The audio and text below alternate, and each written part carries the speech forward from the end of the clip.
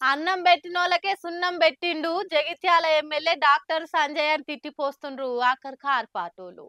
అధికారం పోగానే కాంగ్రెస్ సంకెక్కి నమ్మక ద్రోహం చేసిండని మండిపడుతుండ్రు. దమ్ముంటే రాజీనామా చేసి నీ తాకతేందో చూపియాలని సవాల్ చేస్తుండ్రు. జగిత్యాల ఎమ్మెల్యే డాక్టర్ సంజయ్కి ఎటు చూసినా ఏం ఆశకరం లేదు కదా. కార్ పార్టీకి ఎన్నుపోటు ఓడిచి కాంగ్రెస్లో చేరిండో అప్పటి సంది జీవన్ రెడ్డి వర్గమోళ్ళు జీర్ణించుకోలేకపోతుండ్రు. జీవన్ రెడ్డి సార్ అయితే పార్టీనే మారుతా అని చూసిండు. ఇప్పటికీ వాళ్ళిద్దరికి పోసుకుతలేదు. ఇదిట్లుండగానే అన్నం పెట్టిన వాళ్ళకి సున్నం పెట్టినట్టు డాక్టర్ సంజయ్ ఎమ్మెల్యే టికెట్ ఇచ్చి ఇంత పెద్ద లీడర్ను చేసిన కార్ పార్టీ మీదనే కార్ కూతలు కూస్తుండు. తల్లిపాలు దాగి రొమ్ము గుద్దినట్టు మాట్లాడుతుండు. దీని మీద అక్కడి బీఆర్ఎస్ లీడర్లు మస్తుగానే మండిపడుతుండ్రు. కాంట్రాక్ట్ల కోసమే పార్టీ మారిన విశ్వాస ఘాతకునివి నువ్వు. జగిత్యాల అభివృద్ధి కోసం పార్టీ మారినవా?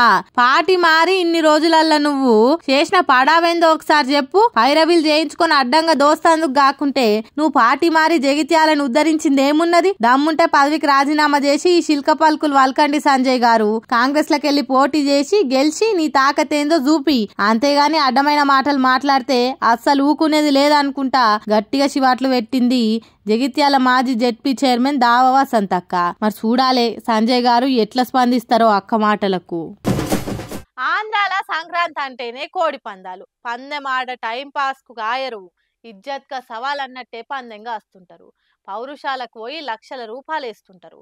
అయితే ఒక ఆయన పందెం కోడిని నమ్ముకొని 20 నిమిషాలల్లా 20 లక్షలు హుష్కాకి చేసుకుండు. ఎట్లనో చూడురి. జట్టమ్మవారు నెత్తి మీద ఉంటే గిట్లనే ఉంటదేమో. ఏలూరు జిల్లా రంగంపురం కాడుండే రత్తన్న కోడి పుంజులంటే మస్తు పేరు.